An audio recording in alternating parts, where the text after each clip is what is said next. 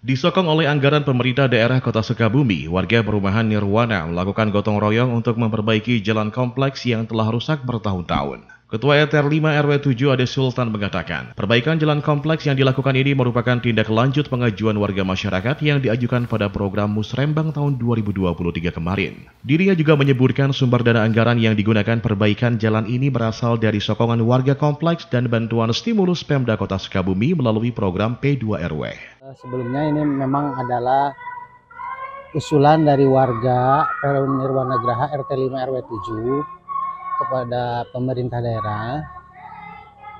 Kemudian disambut baik dengan pertama dari pemerintah daerah setempat, terutama kelurahan yang menganggarkan dari P2RW, kemudian swadaya masyarakat, dan alhamdulillah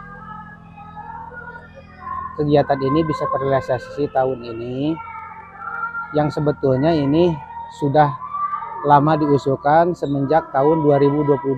Sementara itu, Ketua RW 7 Suherman mengucapkan terima kasih kepada seluruh pihak terkait, baik itu pemerintah Kota Sukabumi maupun warga sekitar, yang telah membantu proses perbaikan jalan kompleks perumahan Nirwana Graha ini. Dirinya berharap dengan adanya proses perbaikan jalan ini mampu memberikan manfaat yang besar bagi warga masyarakat, serta kenyamanan bagi seluruh warga Perum Nirwana Graha Kota Sukabumi. Alhamdulillah dengan adanya pencairan dana dari hibah kepala daerah ini, saya mengantusias dengan berterima kasih. Memang hal ini dari awal sudah dimasukkan musrembang.